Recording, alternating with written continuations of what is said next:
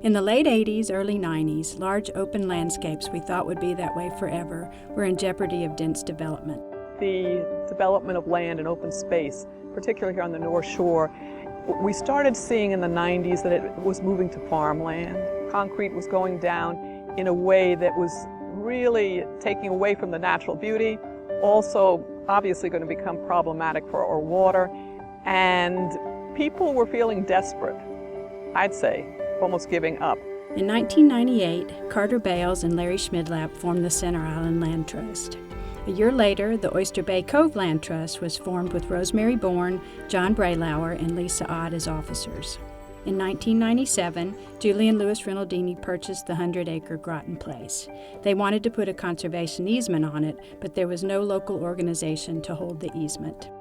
At the same time, the Nature Conservancy's focus was changing, and it was becoming more and more difficult for them to take on small local parcels. Paul Rabinovich, executive director of the Nature Conservancy at that time, and board member Zach Taylor saw a need for a local organization to fill that role. Patsy Randolph and Nancy Duzinas of the Roush Foundation saw this need too. In 2002, this like-minded group gathered around a dining room table and founded the North Shore Land Alliance. Together, they sought to protect the best of our last remaining open spaces before it was too late. That was the moment when we finally decided that the simplest way to address this problem was by forming an organization that would be completely committed to land protection and protecting the quality of our communities. There were a few of us that were thinking, gee, this land is so beautiful around here, and if we don't take care of it, it will not be here to be taken care of. And once it's gone forever. Looking back, one of the big challenges was how many people, I was surprised to find this, but how many people didn't know that there was anything left to save. That was one of the things we kept hearing, and I think we've raised the awareness that there actually is a lot to save, and I'm very proud that we've done as much as we've done so far. Since 2003, the Land Alliance, with the help of its partners and supporters, has protected almost 1,000 acres of land through acquisition, conservation easements, or the adoption of stronger zoning ordinances.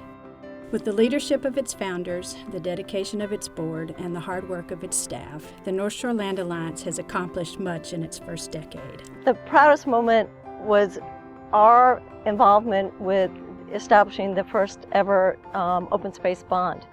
Worked with Tom Swazi and the county legislature in getting the bond into existence, a $50 million bond.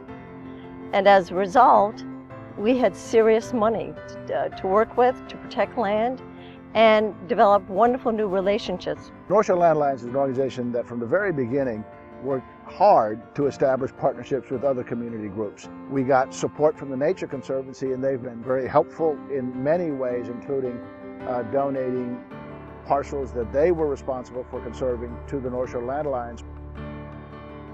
We've made some real progress in building kind of a conservation ethic, mindfulness, awareness, if you will, and commitment among institutions on the North Shore, including the folks who fund us, and among the village communities. The Land Alliance has been hugely successful at people owning preservation on the North Shore. In the past decade, the founders and members, along with the local community, have laid the groundwork for expanding conservation efforts and taking on new challenges. One of the biggest challenges Long Island continues to face is the quality of its drinking water.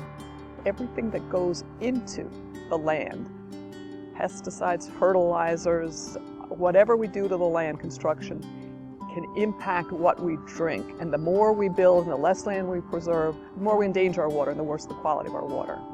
As the Land Alliance goes forward into its second decade, the successful preservation of land and water resources continues to depend on the availability of financial resources.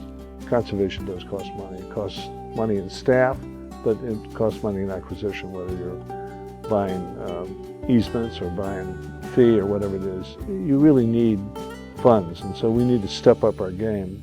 Frankly, we need a $25 million revolving fund that can be used for rapid access of properties that are in peril. It's clear that without the vision and leadership of our founders and the support of the Long Island community, almost 1,000 acres of precious open space may have been lost forever. We've started the job, and I'm really hoping that our kids, their friends, will join in helping us finish this job. Getting that the generation behind us up, working on all this and understanding what we have and what is necessary to save. I think in 25 years, people look back at the Land Alliance, if we're still around, and they'll say to us, wow, you had the forethought to do this, sort of like Central Park. God, if we could save another 1,000 in the next 10 years, it would be awesome, I think. Based on our calculations, there are approximately 20,000 conservation-worthy acres left in our catchment area. Our goal is to protect 10% or 2,000 acres. We're halfway there, but we can't do it without our community. Long Island is our home. We delight in its natural beauty and its precious finite natural resources. Its future depends on what we do today. Onward to the next decade.